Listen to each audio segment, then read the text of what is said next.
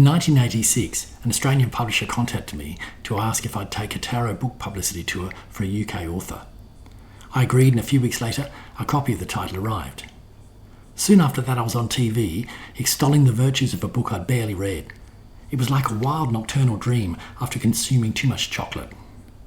When I arrived in Melbourne, there was a chauffeur at the airport with my name on a poster and a stretched limousine outside.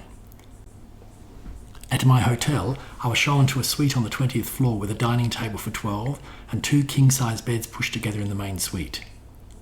After the luggage had arrived and the door closed behind the porter, I removed my shoes and jumped up and down the bed, just to remind myself how absurd the whole week was. After an early morning radio interview where I gave some tarot readings to several callers, I pushed my way through a crowd at a bookstore to sign some books. At one point I declared, "I didn't write this, you know," to which the response was, "Don't worry, I saw you on TV yesterday." It was a valuable lesson in not taking your own publicity seriously. A year later, the same publisher phoned again with a similar request, this time for a book on the I-ching. On this whirlwind tour, I had a minder who consulted a planner constantly while organising a fruit basket, a food platter and some flowers for a newspaper photo shoot. Stacey booked tables for lunch and dinner and attended to my dietary requirements. It was my day in the sun. Well, half a day at least. When my first book was published in 1995, the 1980s publicity budgets had been slashed. No limos, no assistants, no grand suites in posh hotels.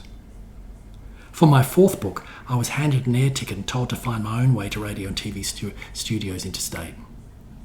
The publicist shook my hand, wished me luck, and forgot my name before the door had closed. My 10th title had a book launch in Sydney and another one in Melbourne the next day.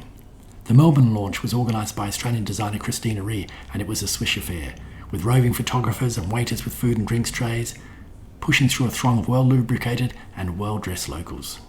For a moment there I thought, I've made it back to the top rung, to the pinnacle of publishing promotions. Then my 11th book publicity tour was held during COVID, so no gatherings, drinks or public talks. Instead it began with, "Can you hear me?" followed by, "Let me turn down this floodlight behind the camera, I'm squinting here." Then recently I found myself promoting my 12th book, a title that I hadn't actually seen or touched. Stock was delayed and then held up further due to a strike at the docks, arriving in the warehouse and in stores without a copy actually reaching me. In 37 years I've come from promoting a title I didn't write to publicising a book I'd never actually seen despite having written it. You couldn't make this stuff up. So is it just me, or is publishing a strange industry?